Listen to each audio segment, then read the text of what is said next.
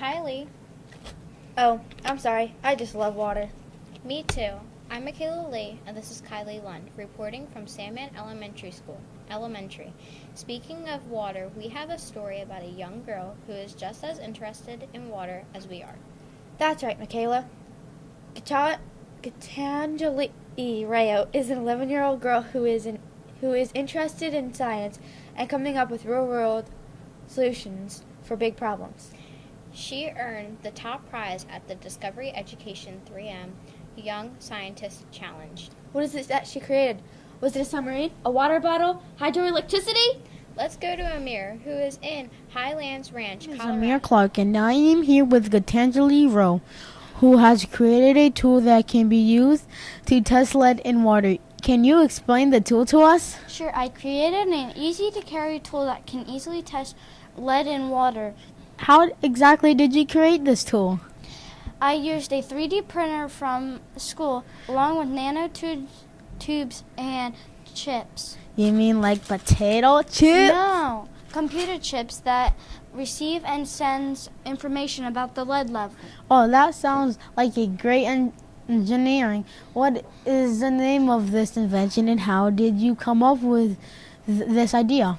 It is called Tethys, named after a Greek goddess of fresh water. My parents were trying to test lead in the water at our home, but there was no easy way to do it. My parents also wanted to test of what was happening in Flint, Michigan. Oh yeah, Flint, Michigan had a real problem on their hands. Let's go to Rocco Sansone, who is on location in Flint. And Flint was a resident of that area. Thanks, Amir. I'm Rocco Sansone here with Summer Rainchester, who lives here in Flint, Michigan. Summer, could you tell us what happened here with the water supply?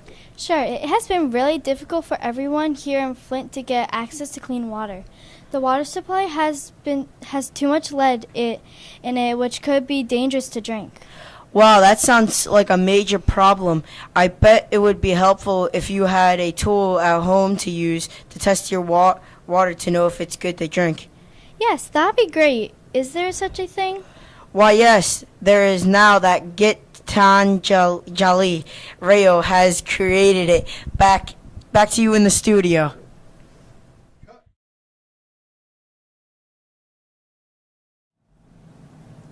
Good morning, Sandman. I'm Anastasia Hicks. And I'm Bryn Owens, and this is SCNN Local News Edition. Today you might want to hold your nose with this story. Yeah, it's a real stinker. We're talking about the Cape May County Zoo. What about the zoo? The ponds are filled with goose feces. Goose feces? Like poop? That's right, and we have Joe at the park with the park director, Ed Runyon. Thanks, Anna and Bryn. I'm here with County Park Director Ed Runyon. Ed, tell us about this stinky story.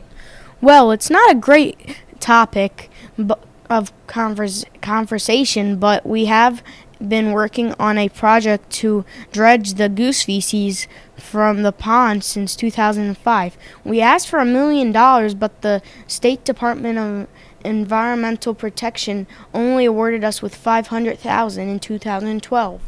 Cleaning out the ponds is great and all, but no one really notices the 2 feet of goose feces at the bottom. Are there any projects happening?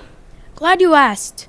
We have a new 45-seat restaurant coming soon, as well as new habitats for the porcupine and capybaras, improvements to the bald eagle exhibit. With all the animals we have, we also will be expanding our animal hospital. That all sounds great. I know I'm not alone when I say I'm excited to see what the future brings for the Cape May County Park and Zoo. Now back to the studio.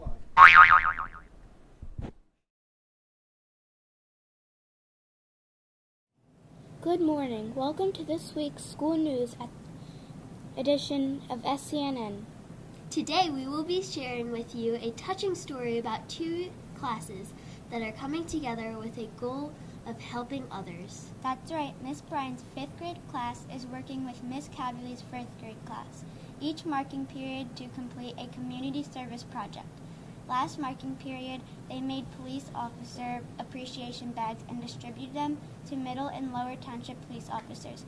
This marking period, they collected items for homeless families that are working with Family Promise. Family Promise is an exceptional organization that assists families with kids who are experiencing homelessness for a variety of reasons. Families working with Family Promise are given food and shelter. Most importantly, the opportunity and resources needed to regain employment and permanent housing. They run on donations and do not receive government funding. Some of the things Miss Bryan's class collected were hot chocolate, snacks, blankets, games, hats, scarves, and gloves to help homeless families have the comforts of home this winter. Let's take a look at some images that were taken yesterday at Mitnick when the Bryans met with the Calverleys to learn more about Family Promise and present Miss Johnson with their donation.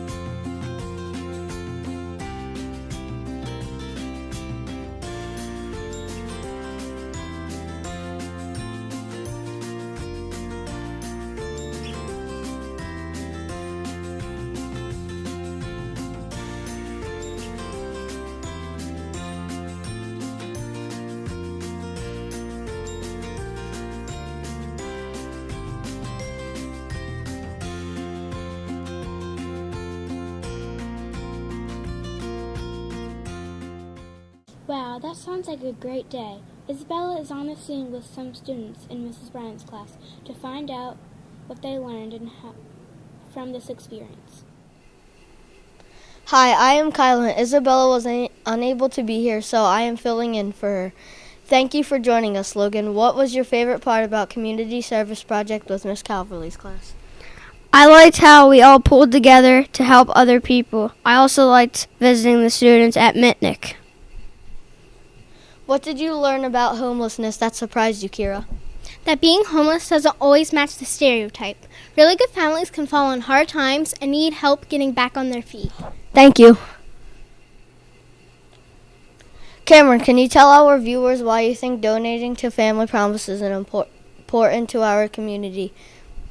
Family Promise helps people in our community by giving them a warm place to stay and keeps families together, which I think is important. Thank you, Cameron. Now back to the studio. Have a safe and happy winter break, everyone. We look forward to seeing you all next year.